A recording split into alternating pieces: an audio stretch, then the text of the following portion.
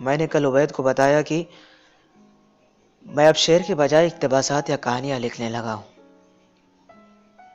क्योंकि मैं कारी की सुखन शनासी से मायूस हो चुका हूं।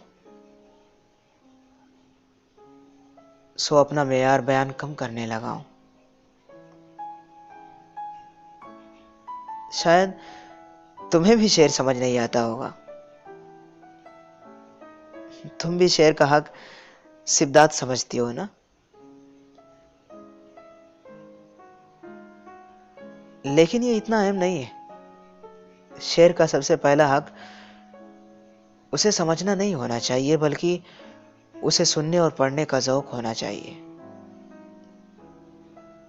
लो, मैंने खुद अपनी अदालत में तुम्हारी वकालत कर दी है।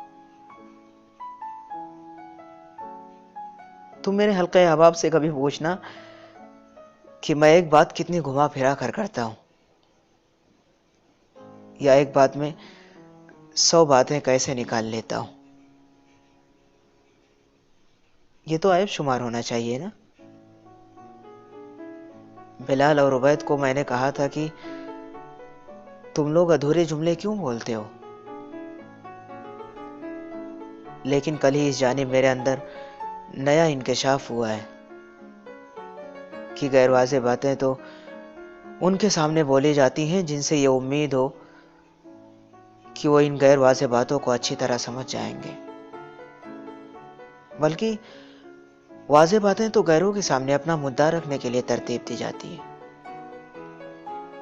अपनों से तो गैर वाज़ेह और बेतरतीब बातें ही की जाती हैं। आज तुम्हें जिस घर से खत लिख रहा हूं, पढ़कर शायद तुम्हारे मासूम जहन में उसकी तस्वीर बन पाना मुश्किल हो, लेकिन मेरी गैर वाज़ेह बातों को समझने की कोशिश जरूर करना। अब से सालों कबल तुम्हारी हिजरत पर आसमान पर बादल आए हुए थे। धूप वापस चली गई थी। सड़क पर तुम्हारी कार खड़ी थी जिसमें सामान रखा जा रहा था। तुम्हारे घर के सामने हरियाली बारिश की आमद से झूम रही थी, या तुम्हारे कूच किए जाने पर बेचैन थी, मुझे नहीं मालूम।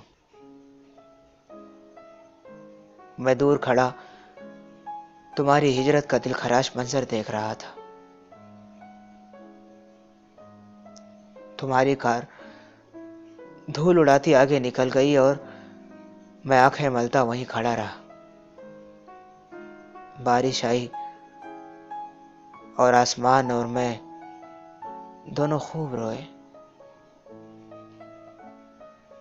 वसीम रफी को बारिश अच्छी नहीं लगती, लेकिन मुझे बारिश से कोई मसला नहीं है। मुझे बारिश से पहले बनने वाले मंजर से बैर है। जब माहौल पर घटा छा जाती है और ठंडी हवाएं चलने लगती हैं, मुझे यह मंजर बहुत उदास करता है। तुम्हारे जाने के बाद यह मंजर हर साल कई दफा खुद को दोहराता है। मैं कहीं भी जाऊं, यह मंजर मेरे ताक़ुब में लगा रहता है। मैं इन मनाजिर के आने पर तुम्हारी आमद का मालूम करता हूं, लेकिन ये खामोश रहते हैं। मैं सालों से इन मनाजिर के साथ तुम्हारी जानिब सफर पर हूं। अब तुम ये बताओ कि क्या मैं वापस चला जाऊं या अपना रास्ता मोड़ लूं।